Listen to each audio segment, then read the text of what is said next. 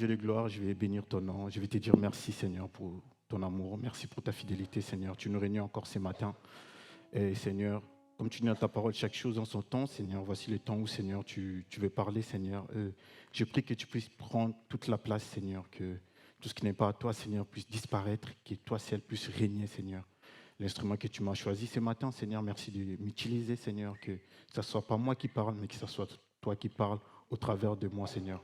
Prépare le cœur de tout un chacun, Seigneur, à recevoir, Seigneur, ce que tu as prévu, Seigneur, pour eux ce matin. Je te bénis et je te rends grâce. Dans le nom de Jésus, j'ai ainsi prié. Amen. Vous pouvez vous asseoir en acclamant très fort le nom de Jésus. Je ne me présente plus. Je pense que tout le monde ici me connaît. Je suis frère d'Em. Je suis très heureux, en tout cas, ce matin, d'encore partager le message. En tout cas, j'ai béni Dieu pour de la grâce et de l'opportunité qu'il m'accorde de pouvoir justement parler. C'est avec beaucoup de stress toujours que je me tiens devant. Et voilà, pour mon introduction. Et aujourd'hui, le message d'aujourd'hui, ça va être, c'est plus un rappel. Vous savez, quand on arrive en décembre, en tout cas pour ceux qui les font, on fait tous nos bilans. On fait nos bilans de l'année, on regarde les choses qui se sont bien passées et les choses qui se sont mal passées, entre guillemets, ou des choses à corriger. Et voilà, moi aussi, j'ai fait mon bilan dans cette période-là. Et j'ai eu beaucoup de rappels. Il y a un des rappels qui m'a été fait et je vais l'apporter là. Donc aujourd'hui, je pense que pour la plupart, ça va être vraiment un rappel, ça va être des choses qu'on connaît. Mais j'espère qu'à travers de cela, Dieu va nous édifier. Mon message aujourd'hui, je l'ai démarré par une histoire qu'on connaît, un petit résumé de la Bible, que je pense qu'on connaît tous. Et l'histoire, elle démarre dans le livre de Genèse. Quand on lit les premiers chapitres de Genèse, on voit Dieu comme étant le Dieu créateur. Il crée tout, il crée les êtres vivants que nous connaissons, les astres, les arbres, les animaux. Puis un jour, il va créer l'homme. Il va créer l'homme, puis il va créer la femme. En créant l'homme ainsi que la femme, il va établir une relation entre lui et l'homme qu'il avait créé. Okay? Et cette relation, c'était la relation la plus parfaite, la plus directe, la plus saine. Il n'y avait pas d'intermédiaire. Parce que le texte dit, si on lit les livres de Genèse, on va voir que Dieu descendait et il parlait, il descendait dans le jardin. Il parlait à Adam, il parlait à Ève, comme ça, de manière directe. Il n'y avait pas d'intermédiaire. Et Dieu va dire une chose à Adam, il va dire, écoute, la relation que j'ai établie avec toi, tout ce que je t'ai donné, tu fais tout ce que tu veux, mais vraiment tout. Mais il y a une chose que tu ne dois pas faire, c'est manger l'arbre, les fruits de l'arbre de la connaissance du bien et du mal. Car le jour où tu vas en manger, tu mourras tout simplement. Genèse 2, 17. Le jour où tu vas manger, tu vas mourir. En faisant ça, Dieu, il a introduit une chose. Il a introduit la notion de choix. Il a créé l'homme, il a dit, tu fais ce que tu veux, mais si tu veux qu'on puisse continuer ensemble, tu as le choix. Tu es libre de faire ce que tu veux, mais choisis plutôt de respecter ma parole. En respectant ma parole, toi et moi, il y aura toujours cette relation qui est là, qui sera parfaite. On connaît l'histoire. L'homme va tomber. L'homme va tomber, il va manger le fruit, l'homme ou la femme, enfin bref, ils vont tomber. Et l'homme, en tombant, comme Dieu avait prévu, il avait dit, le jour où tu en mangeras, tu vas mourir. Et la mort va entrer, c'est la mort spirituelle qui rentre. Et du coup, la relation qui existait entre l'homme et Dieu, en ce moment-là, quand Adam et Ève, ils ont péché, ça a été comme coupé. Ce n'était plus une relation directe, plus parfaite, plus saine qui existait. Il y avait une sorte de coupure qui était entre homme et Dieu.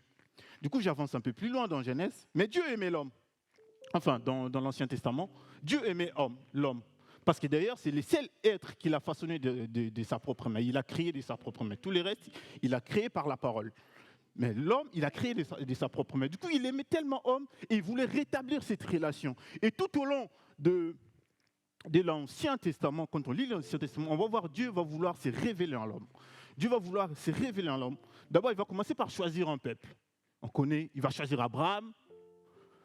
Puis, toujours dans ces soucis-là de, voilà, je veux cette relation-là, il va parler. Mais il va parler au travers, il va mettre un peu des intermédiaires. Il va parler au travers des prophètes. Il va parler, pour avoir accès à un endroit où il résidait, il fallait avoir un certain titre. À un moment, si même on lit le livre de Samuel, on va dire, la Bible nous décrit, dit, la parole de Dieu se faisait rare. C'est-à-dire, Dieu ne parlait même plus. Donc, c'était genre quelque chose d'exceptionnel. Donc, il parlait quasi plus. Mais Dieu, toujours dans sa tête, il veut rétablir ça. Un jour, l'homme va avoir l'idée, il va dire, je vais créer un temple. Il crée un temple pour que Dieu puisse résider dedans. Dieu va dire, ok, super, 3 dimensions des temples, on connaît le parvis, les lieux saints et les lieux très saints. Et dans le lieu très saint, la Bible dit, c'est là où résidait la présence de Dieu.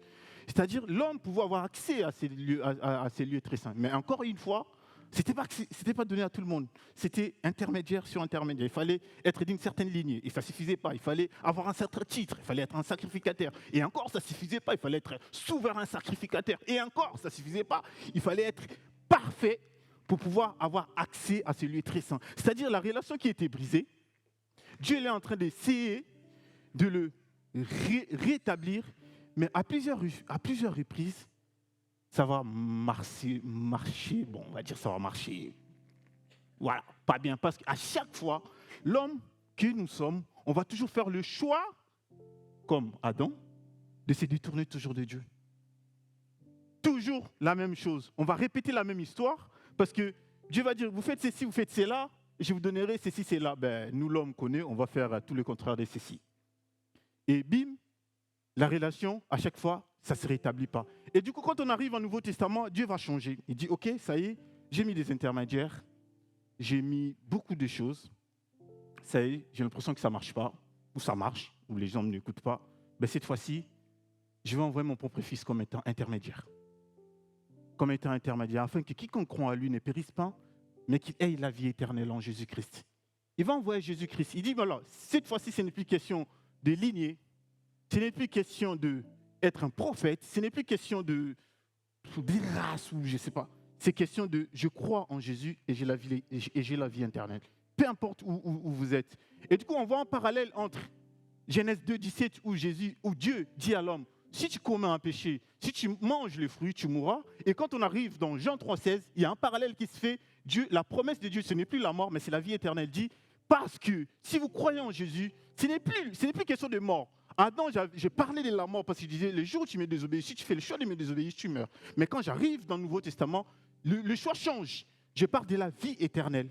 C'est la vie éternelle il suffit que toi, tu crois et de choisir Jésus et de marcher avec lui tous les jours. Si je devais donner un message à mon message, parce que si je ne le fais pas, Kylian va me le demander. Et c'est Jésus, mon choix de chaque jour. Vous savez, c'est une question. Jésus, mon choix de chaque jour. Si je prends un micro là, quand je regarde un peu la belle lumière, je regarde, je vois, je connais, on va dire, je vais prendre la fourchette basse. Peut-être 70% des gens ici, je les connais. Et si je posais la question sur les 70% que je connaisse, il y a quasi tout le monde qui va me dire qu'il est déjà baptisé. Certains, vous allez me dire, ça fait plus de 30 ans, un peu comme pasteur. D'autres, plus de 10 ans, plus de 20 ans, plus de 15 ans, quelques mois, quelques semaines, quelques heures. Nous tous ces gens-là, on a un jour fait le choix de dire, tiens Jésus, ça y est, on veut te suivre. Ça y est Jésus, là aujourd'hui, moi je t'ai choisi. Et moi je me rappelle encore de cette phrase qu'on aimait beaucoup dire quand je me faisais baptiser, on disait, Jésus on l'a choisi pour chaque jour, pour tous les jours. Et j'ai été interpellé parce que je me rappelle, dans ce moment de préparation, je me dis, un jour, c'est seconde, minute, heure. C'est-à-dire, si on part d'un jour, on sous-entend que l'on est en train de parler des secondes, des heures et des minutes et des heures. Et du coup, je me suis posé la question, est-ce que le choix que j'ai fait avec Jésus, là, en 2009, pour mon cas, en 2009, est-ce qu'aujourd'hui, jusqu'à aujourd'hui, est-ce que tous les jours, chaque seconde, chaque heure, je choisis toujours Jésus? Parce que Jésus, il est venu justement pour établir cette relation. Est-ce que moi, j'ai saisi cette opportunité-là tous les jours, ou alors je me suis dit, ces jours-là, ça y est, c'est bon, j'ai choisi Jésus, et ma marche, elle continue. C'est bon, j'ai fait le plus dur. Vous savez, choisir Jésus, ce n'est pas faire ce que l'on pense être bon pour Dieu. Choisir Jésus, ce n'est pas faire ce qu'on pense être bon pour les autres. Choisir Jésus, ce n'est pas faire ce qu'on pense être bon pour tout le monde, mais c'est faire ce que Dieu veut. Et moi, j'ai été confronté à ça. Je me disais, mais ouais, je suis baptisé, quoi. Je suis baptisé, je marche avec Jésus. OK. Mais est-ce que j'ai choisi Jésus tous les jours? Dès le matin, quand je me lève, il y a un choix qui se fait en moi. Moi, je suis quelqu'un Dieu m'a fait vraiment cette grâce-là, je le bénis d'ailleurs. Je me réveille, je n'ai pas besoin de réveil pour me réveiller. Il suffit juste que quand je m'endors, que ce soit clair dans ma tête à quelle heure je vais me réveiller. Une fois c'est clair, je vais me réveiller sans problème. Et moi, je vais travailler. Normalement, je prends mon bus à 7h30, 33 par là. Du coup, j'ai besoin de 10 minutes pour me préparer et 8 minutes pour marcher un peu. Et souvent, pas souvent, mais j'ai fait un constant, beaucoup de fois, où je me suis réveillé à 7h15. Et quand je me réveille à 7h15, je cours. Je n'ai pas le temps. Je cours, je brosse mes dents, je prends ma douche, et je sors. Et je me disais, mais il est où la place de Jésus là-dedans? Il est où Jésus là-dedans? Parce que là, je me suis levé, boum, ma vie, elle a commencé. Alors que j'avais dit ce jour-là, le jour où je me suis fait baptiser, j'avais dit à Jésus, chaque jour, toi et moi, on va marcher ensemble. Chaque jour, la relation que toi, tu as donné ta vie là, pour que ça puisse être rétabli entre toi et moi. Mais moi, tous les mois, chaque jour, quand je vais me lever, il faut que cette relation-là puisse exister. Il faut que je puisse regarder le dire, ah, la relation, elle est là, je parle, je discute. Et après, à ce moment-là, je vais faire autre chose. Et souvent, c'est à moi, je n'ai pas le temps. Et j'ai été conforté à ça en me disant en fait, que suivre Jésus, c'est chaque jour. C'est-à-dire, dès la seconde où je me lève, ça y est, je vois déjà que non, là, ça y est, Jésus est là-dedans. Jésus commence là-dedans. Je vais lire un texte avec vous. C'est dans le livre de Matthieu 10. Matthieu 10, 34. Et Matthieu 10, 34. Mais avant juste que je lise ces passages, je vais rappeler le contexte. Quand on arrive au chapitre de Matthieu 10, verset 1, on voit que Jésus a choisi ses disciples. Il a choisi ses disciples. Et quand on lit tous ces passages de Matthieu 10, Jésus a fini de choisir ses disciples et il est en train de donner un peu une espèce d'ordre de mission à ses disciples. Ordre de mission de ce qu'ils vont faire. Voilà, faites ceci, faites cela, faites cela. Et il y a quelque chose qui m'a frappé dans ça. Je disais en fait, Jésus, il a choisi ses disciples parmi les gens qui les suivaient. Il n'a pas choisi ses disciples en dehors. Il n'a pas dit, tiens, aujourd'hui, je vais choisir mes disciples. Ah, Pierre n'est pas là. Ah, envoyez un corbeau. Je ne sais pas à l'époque, c'était quoi le moyen de communication, un corbeau, je ne sais pas quoi. Et dites-lui de venir. Dites-lui de venir parce qu'aujourd'hui, je vais choisir mes disciples. Il n'a pas dit, tiens, Jean n'est pas là. Ah, Jean n'est pas là. Qu'est-ce que je fais? Est-ce que j'annule ou pas? Ou je le garde une place? Non, il a choisi ses disciples parmi les gens qui avaient fait le choix, justement, de marcher avec lui. C'est-à-dire les gens qui ont laissé leur vie. Hein. Il y avait des pêcheurs de poissons comme Pierre et son frère Jacques. Il y avait Matthieu qui était collecteur d'impôts. Ils avaient tous une vie. Ils ont laissé cette vie-là parce que Jésus les a dit de les suivre. Et à un moment donné, Jésus leur a dit, ça y est, je vais choisir mes disciples. Et il les a piochés parmi les gens qui étaient avec eux. Et si je devais poser une question à toi ce matin qui est là, c'est où Jésus t'attend ce matin? Toi qui as choisi Jésus. Parce que choisir Jésus, c'est être dans l'endroit où Jésus veut que tu sois. Ce matin, Dieu t'attend où? Dieu t'attend où? Dans un bar, ici, dans un resto, dans un péché dans lequel peut-être tu es enfermé, ou dans quelque chose où Dieu te demande de t'en sortir et que toi tu dis, oh ça va, tranquille, j'ai le temps. Dieu, ce matin, il t'attend où? J'ai beaucoup aimé le message de Angel vendredi qui disait, moi ça fait un certain moment, je ne sors plus. Non pas que c'est mauvais, je ne sors plus. Je ne sors plus le soir. Il n'était pas en train de dire, c'est mauvais de sortir le soir. Il a dit juste, moi, ça fait un moment, je ne sors plus le soir. Pourquoi? Parce que j'ai envie de me concentrer sur Dieu. Parce qu'en ce moment-là, Dieu l'attendait où? Dieu l'attendait dans ces moments-là pour aller lire sa Bible. Dieu l'attendait justement pour aller méditer. Dieu l'attendait. Et en faisant cela, en fait, il est en train, une fois de plus, de rétablir cette relation. Il est en train de maintenir cette relation qui était brisée depuis là où Jésus a rétabli. Il est en train de les rétablir en faisant le choix justement d'être là où Jésus veut qu'il puisse être. Et ce matin, j'aimerais que tu gardes cette question. Choisir Jésus, c'est être là où Jésus t'attend. C'est être là où Dieu t'attend. Parce que quand tu vas choisir ses disciples, en ce moment-là, quand tu vas donner la mission à ses disciples, quand tu vas donner des armes à ses disciples, comment se défendre, qu'est-ce qu'ils doivent faire face à des problèmes, face à des situations, il faut que tu sois là. Et si tu ne réponds pas, si tu loupes tes rendez-vous avec Dieu, si tu loupes tes moments où tu es avec Dieu, mais en fait, et la deuxième chose, toujours en choisissant ses disciples, c'est que ses disciples étaient avec Jésus. Et à un moment donné, quand tu marches, à un moment donné, il faut que tu t'arrêtes, tu dis, mais est-ce que moi, Jésus est toujours là ou pas? Jésus, il est où là? Est-ce qu'il est à côté de moi? Est-ce que je marche toujours avec Jésus? Ou Jésus, ça fait un bail. Ça fait un moment, je n'ai même pas entendu parler de Jésus. Et ce matin, la question, encore une fois, c'est où est Jésus dans ta vie? Où est Jésus là, ce matin? Si on me posait ma question, dans ma vie spirituelle, j'ai choisi Jésus, je marche avec lui, mais il est où Jésus dans ma vie? Vous savez, il y a cette réponse que moi j'aimais beaucoup, que les gens, que moi-même aussi j'ai donnée d'ailleurs, je confesse. Quand on me posait souvent la question, c'est mais ça fait un moment qu'on ne te voit pas à l'église. Mais c'est comment? Je disais toujours, c'est dans le cœur, l'église. Jésus est dans mon cœur. C'est vrai en soi. Avoir Jésus dans son cœur, c'est vrai. Justement, il a tout fait pour que nous puissions l'avoir dans notre cœur. C'est vrai. Mais quand j'ai donné cette réponse, mon cœur était pourri. Mais tout pourri. J'avais l'orgueil, j'avais la rancune, j'étais rancunier, j'avais tout dans un bordel comme ça. Ben, je me faisais une illusion pas possible en disant que non, Jésus est dans mon cœur. En fait, Jésus n'y était pas. Il y avait juste mes pourritures, des choses pourries en moi qui étaient là-dedans. Jésus n'y était pas. Et ce matin, si toi, tu as cette réponse-là et que Jésus est dans ton cœur, gloire à Dieu. Alors, j'ai juste une réponse pour toi. C'est que, consacre ton cœur pour lui alors à 100%. Alors, garde ton cœur 100, 1000% pour lui. C'est ça, choisir Jésus. Et je vais lire les textes. Ne croyez pas que je sois venu apporter la paix sur la terre. Je ne suis pas venu apporter la paix, mais l'épée. La suite, s'il te plaît. Car je suis venu mettre la division entre l'homme et son père, entre la fille et sa mère, entre la belle-fille et sa belle-mère. Et l'homme aura pour ennemi les gens de sa maison. Je m'arrête là. Je lisais ça, je disais,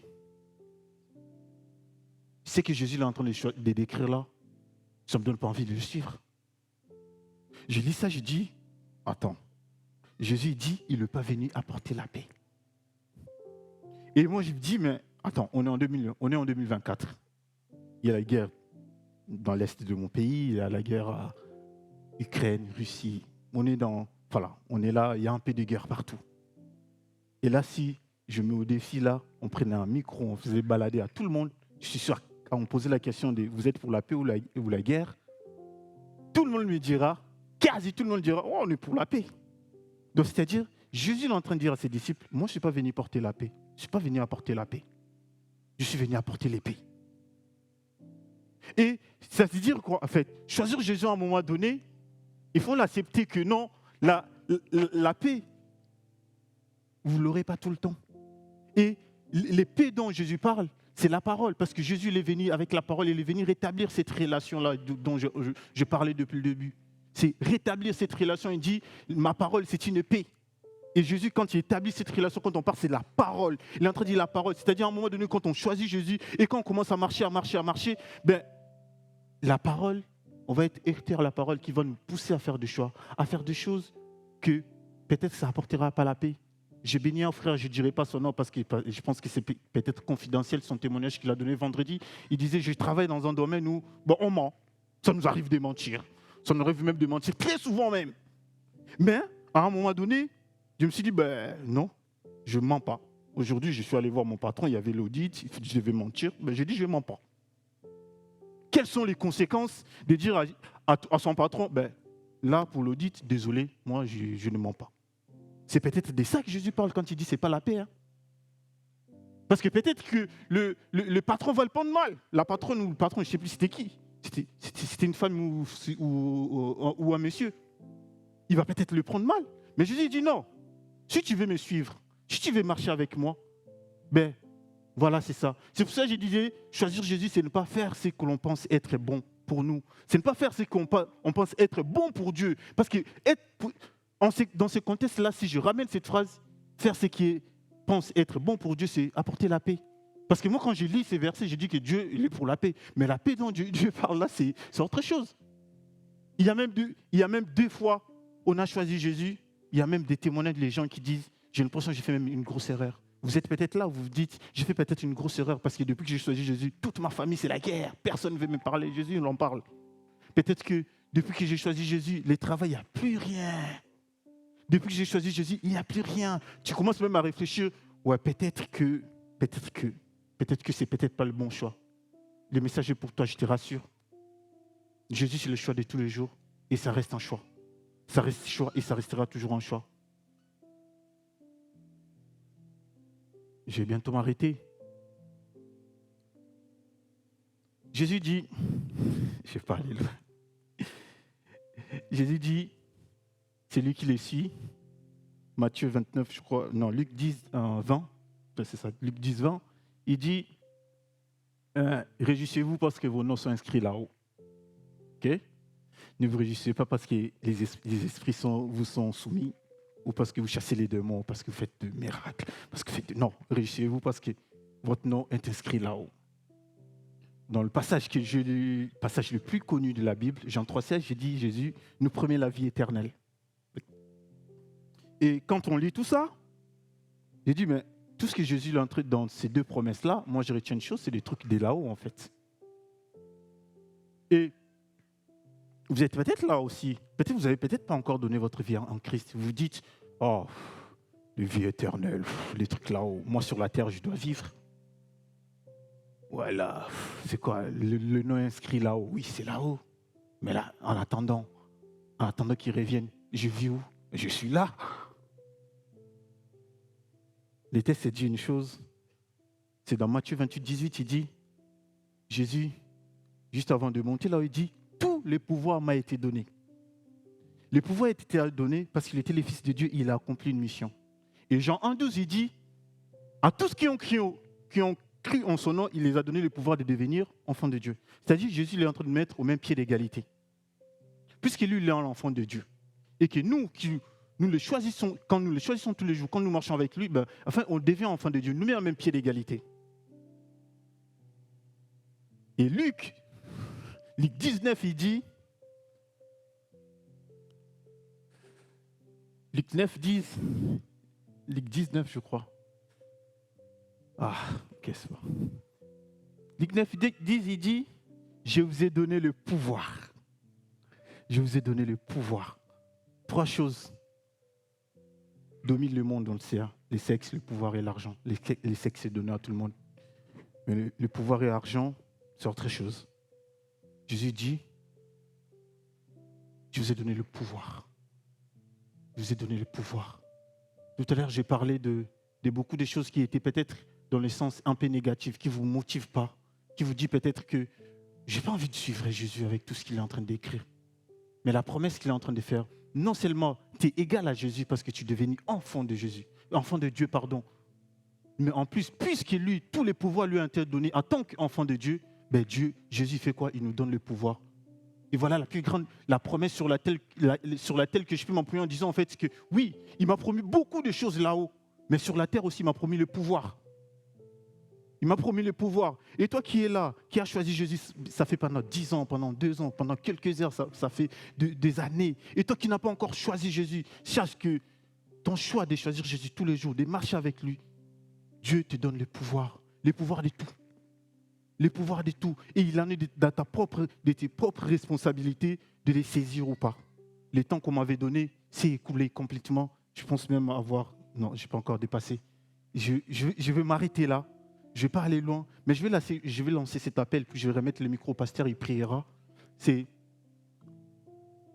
toi qui as choisi Jésus. Toi, tu marches avec Jésus tous les jours. Et tu as l'impression que cette année, on est le 22, l'année elle est en train de finir, et que plusieurs fois, tu as peut-être lâché Jésus.